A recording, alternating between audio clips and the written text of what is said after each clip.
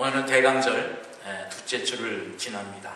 대강절이라 하면 지난주에도 말씀드린 바와 같이 우리가 뭔가를 기다린다 라고 하는 절기입니다. 그것은 바로 성탄절, 크리스마스, 우리 주님이 이 땅에 오심을 기다리는 그러한 절기입니다. 하나님께서 우리에게 은혜를 주셨다. 또 우리 기독교인은 하나님의 은혜로 산다라고 그렇게 얘기를 합니다. 그럼 은혜라는 것이 무엇이냐? 여러분 다 잘 알고 있습니다만 바로 값없이 뜻없이 그저 주는 것. 내가 뭐 잘한 것도 아니요, 받을 만한 그런 자격도 없는데 선물을 받는 것, 주어지는 것. 바로 이 값없이 주는, 자격 없이 주는 선물, 그것을 우리는 은혜라고 이야기를 합니다. 우리가 선물을 받을 때 가장 감동하는 때가 언제입니까? 그것은 생각하지도 않았는데, 기대하지도 않았는데, 또 그것을 받을 것이라 알지도 못했는데 우리에게 주어질 때, 바로 우리 그걸 깜짝 선물이라고 또 얘기들 궁금하잖아요. 바로 그럴 때 받는 선물이 정말 얼마나 기쁘고 얼마나 감사하고 얼마나 감격이 있습니까? 여러분에게 가장 좋은 선물이 무엇입니까? 우리에게 정말 가장 값있고 뜻깊은 선물이 무엇이 되겠는가라고 하는 거예요. 바로 선물이라고 하는 것은 꼭 필요한 사람에게 필요한 것으로 다가와야 정말 기쁘고 감격이 있는 그러한 선물이 되어진다라고 하는 것입니다. 아무리 값비싼 것이라고 할지라도 나에게 필요하지 않은 것, 내가 쓸 수 없는 것은 그저 받아봐야 부담받게 되어지지 않아요. 몇 년 전인가요? 저에게 아마 그때도 성탄절일 겁니다. 어떤 한 사람이 선물을 했어요. 많은 길만한 종이봉투에 길 한 이 정도 길이가 될 겁니다. 예쁜 리본을 달아서 선물을 했는데 감사하게 받아서 집에서 뜯어보니까 그 안에 술이 들어있었어요. 참 이거 어떻게 할 수도 없고 뭐 주신 선물 감사하니 마셔버리면 좋겠지만 뭐 그럴 수도 없고, 그렇다고 이거를 또 누구에게 도로 주자니 이 목사가 술 선물한다고 말을 듣겠고, 참 처치곤란을 지내다가 요리하는 데 쓴 기억이 있습니다. 아무리 좋은 것이라고 할지라도, 아무리 요긴한 것이라고 할지라도 이처럼 필요한 것, 꼭 있어야 할 것을 주어지지 아니하면 그것은 정말 받았을 때의 당황이요, 받았을 때의 당혹감, 그것이 있을 수밖에 없어요. 그렇다면 우리에게 주어진 선물 중에 가장 최고이고 가장 최대의 선물은 무엇이냐? 여러분들이 받았던 이 일생 중에 받았던 가장 기쁘고 가장 훌륭한 선물이 무엇인가? 혹시 여러분 기억하고 꼽을 게 있습니까? 생각이 안 나시면 제가 오늘 그것을 말씀드리려고 합니다. 바로 오늘 본문 16절 말씀에 보면 하나님이 이 세상을 이처럼 사랑하사 독생자를 주셨으니 이는 저를 믿는 자마다 멸망치 않고 영생을 얻게 하려 하심이라. 하나님께서 세상을 사랑하사 하나님의 아들 독생자를 주셨다 그랬어요. 바로 우리에게 선물로 주셨다. 예수님은 하나님께서 우리에게 주신 선물이에요. 여러분 모두가 받은 정말 지상 최대 최고의 바로 그 선물을 여러분은 받으신 것이라고 하는 말씀입니다. 이 성탄절을 통해서 우리가 바라고 우리가 기다리는 것이 무엇이냐라고 하는 말씀입니다.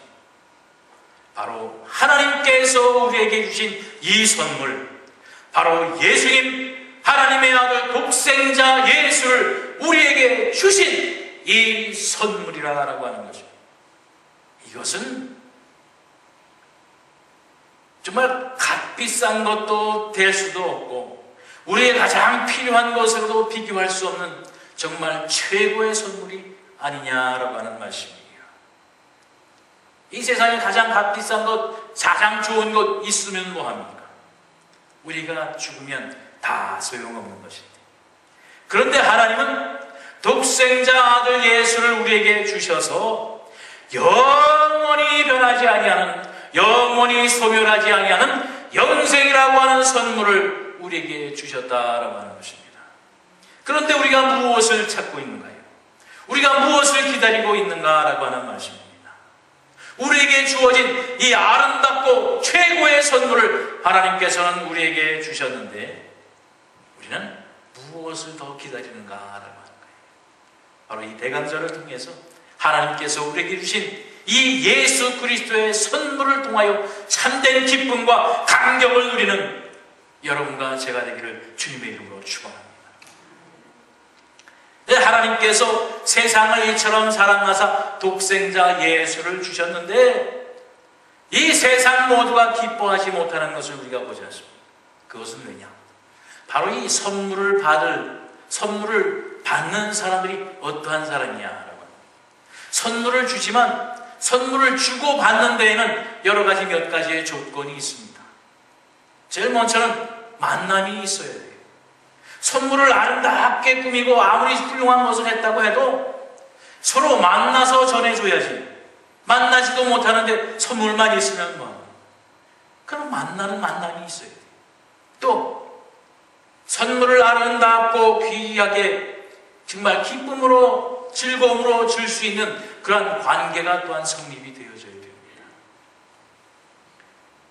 원수같이 미운 사람에게는 선물 줄 마음도 생각나지 않잖아요. 정말 내가 사랑하는 사람, 정말 내가 보고 싶은 사람, 내가 만나서 기뻐할 수 있는 사람에게 정말 정성이 담기고 사랑이 담긴 그러한 선물을 우리가 줄 수 있는 것처럼 바로 관계가 온전히 성립이 되어져야 된다. 그리고 주고받는 행위가 이루어져야 되는데 바로 그 선물을 받는 사람, 하나님께서 독생자 예수를 우리에게 주셨으니 우리가 그 선물을 받은 우리의 마음, 우리의 자세가 어떻게 되느냐라고 하는 거예요. 하나님께서는 우리에게 선물을 주시려고 하는데 말씀드린 것처럼 하나님과 만나려고도 하지 아니하고 정말 하나님과 나와의 관계가 온전히 성립되어 있지 아니한다면 그 선물은 우리하고 아무 상관이 없는 것이 되어지고 말 것입니다.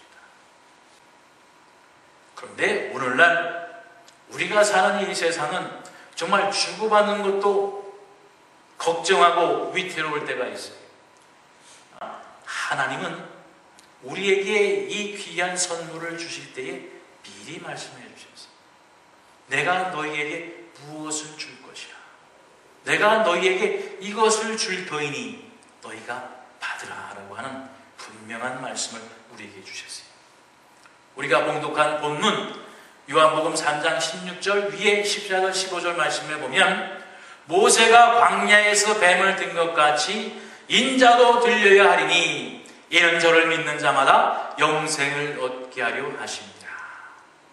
바로 우리에게 영생의 선물을 주시기 위해서 인자를 보내야 되는데 그 인자가 어떠함으로 오느냐? 바로 이스라엘 백성들에게 모세가 광야에서 뱀을 들어 죽어가는 사람들을 살린 것 같이 인자도 그처럼 들려야 하는데 그 인자가 너희에게 올 것이야. 바로 그 인자를 통해서 너희가 영생의 선물을 받게 되어질 것이라고 하는 분명한 약속을 우리에게 주셨고 바로 이 성탄절을 통해서 하나님께서 하나님의 아들 독생자 예수를 우리에게 보내주셔서 우리에게 영생의 선물을 허락해 주셨다라고 하는 바로 그 말씀입니다. 두려움과 걱정이 필요 없습니다. 하나님께서 주시는 대로 받기만 하면 우리에게 영생의 선물이 주어지는 이런 기가 막힌 선물을 하나님께서 우리에게 주셨다는 것입니다. 우리가 이 성탄절을 통해서 무엇을 기다려야 될지 우리는 이제 분명히 알게 되어진 것입니다. 바로 믿는 자에게 하나님께서 이미 이 선물을 주어 주셨다라고 하는 바로 그 말씀입니다. 우리에게 주신 이 선물, 이 귀한 선물이 어떠한 선물이냐? 오늘 본문 18절 말씀에 보면 저를 믿는 자는 심판을 받지 아니하는 것이요 믿지 아니하는 자는 하나님의 독생자의 이름을 믿지 아니하므로 벌써 심판을 받는 것이다. 바로 우리는 이미 이 크리스마스, 이 성탄절이 무슨 날인가라고 하는 것을 알고 기다리는 자들, 이미 하나님께서 주어진 선물을 받고 믿음으로 기다리는 자들, 그러한 자들은 이미 심판을 받지 않는다고 하는 약속을 가지고 있습니다. 그러나 믿지 아니하는 자는 심판을 받는 것입니다. 믿지 아니한 것만 하나만으로도 벌써 심판을 받은 것이라 그랬습니다. 이 세상에 살아서 다 구분 없이 사는 것 같잖아요. 그러나 분명히 구별이 있습니다. 믿는 자에게는 심판으로부터 자유로움이 있을 것이요, 믿지 아니하는 자에게는 하나님의 심판이 분명히 있다라고 하는 바로 그 말씀이에요. 우리가 바라보고 우리가 믿는 자가 믿는 우리에게 하나님께서 주신 선물이 누구인가라고 하는 것, 그것은 우리가 분명히 알고 믿고 있기 때문에 우리에게 주신 이 영생의 선물은 이미 우리에게 주어주신 하나님의 귀한 선물이라고 하는 바로 그 말씀입니다.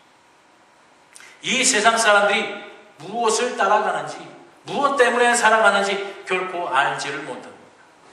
여러분, 폭설이 한없이 내린 그러한 산골길을 가게 될 때에 정말 위아래 앞뒤 동서남북을 구별할 수 없을 정도로 모든 것이 하얗게 쌓여있는 길을 빠져나올 수 있는 방법이 뭡니까? 바로 그림에서 본 것처럼 나를 앞서 간 사람의 발자국을 따라가는 수밖에 없습니다. 내가 혼자 저 사람이 어디로 갔는지 불안하니까 내 혼자 아무렇게나 따라갔다가 그 스스로 길을 찾아갔다가는 오히려 큰 낭패를 볼 수가 있습니다. 바로 자기 앞서간 사람, 자기 앞에 앞서간 사람의 발자국을 쫓아서 걸어가는 것, 그것이 바로 그러한 길에서, 그러한 낭만 속에서 빠져나오는 최선의 길입니다. 그런데 그 길이 어떠한 길인지, 그 사람이 정말 마지막까지 어떻게 됐는지 확신할 수 있어요. 저 사람이 정말 저렇게 발자국 따라가다가 보지 않은 낭떠러지에 떨어져 죽었는지, 저 사람이 가다가 정말 마을을 찾아서 살아났는지 누가 알겠어요? 저 발자국, 나보다 앞서간 저 발자국의 사람이 죽었는지 살았는지 누가 알겠어요? 그러나 하나님은 우리에게 저 발자국이 예수 그리스도